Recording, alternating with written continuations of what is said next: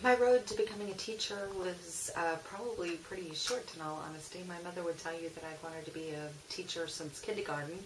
I'm not sure if that's quite true, but it's probably not too far from the truth because, in all honesty, I don't remember a time in which I didn't want to be a teacher. I had wonderful elementary and middle school and high school teachers. Miss Evans, my kindergarten teacher, Miss Haberly, who would ultimately end up being a relative of mine when I married her cousin, Mrs. Newman, Mr. Newman later on in high school, who was my coach and volleyball coach and health and science teacher, Miss Bynum. I can still remember reading Where the Red Fern Grows and singing Karen Carpenter songs. I can remember Miss Bartle's class in 4th grade, and Miss Hagman's class, journalism and yearbook. Growing up in a small community like I did, there was a whopping 32 people in my graduating class. I think that we created bonds with our teachers that were maybe closer than bigger urban schools might have. Just because my time with one teacher ended when I moved to the next grade didn't mean that my relationship with them ended. I'm lucky enough to still know several of them quite well. And I'm sure that many of them inspired me to continue my goal towards being a teacher. My parents were somewhat surprised because teaching would probably be the last profession that they would have joined. There's only one other teacher in my entire lineage, evidently, and he taught in a one-room schoolhouse in Mississippi in the early 1920s before he passed away. I was quite obsessed with Laura Ingalls Wilder, both in Little House on the Prairie, both the books and the television series. So actually that might have had quite a bit to do with it, because that would have all been airing at about the same time I was developing this dream to be a teacher. When I went into college at what is now Texas State University, it was Southwest Texas State at the time, I stayed at home, lived at home and went to school, and immediately signed up for elementary education. There was never really any other thing that I wanted to do. Didn't think about it for very long. I just declared my major and moved on and set my goal.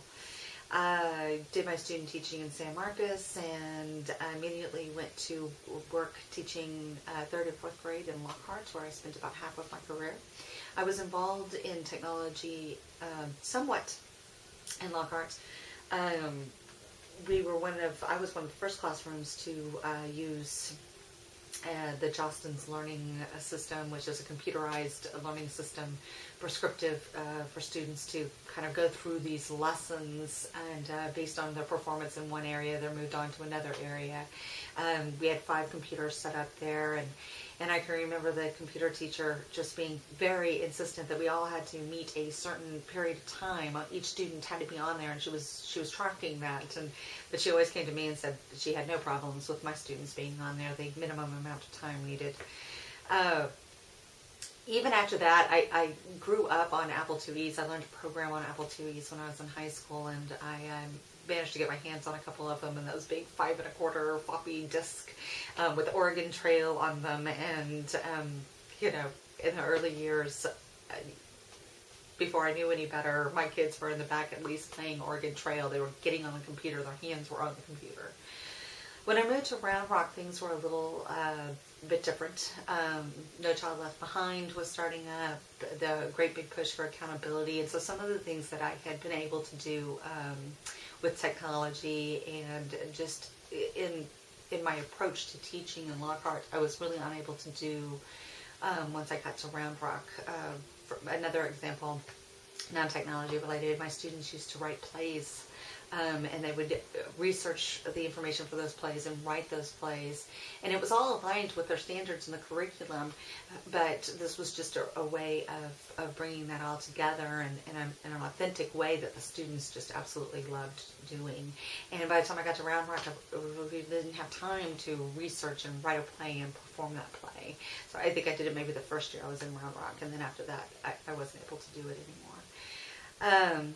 My attention sort of turned to technology because at the same time that there was this great big push for accountability, there was also in making sure that the children passed this the state test.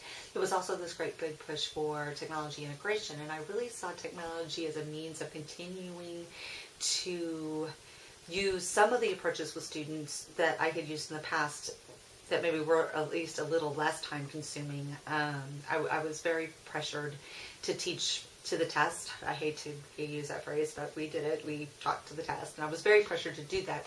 But at least with technology, it gave us some outlets for doing some of the things, like my students were allowed to pick independent study projects, so they could pick their own topic and do their own research, and that was a part of our curriculum.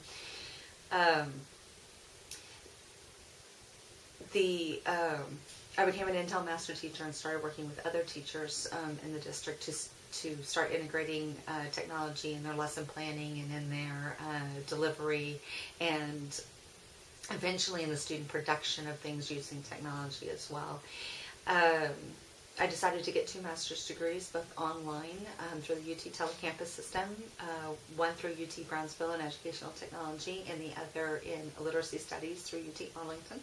My 2 favorite areas. I believe those just sort of go hand in hand together. And shortly after the birth of my last child, I decided to stay home and start attending face-to-face classes at the University of Texas at Austin, and to get my doctoral degree in instructional technology.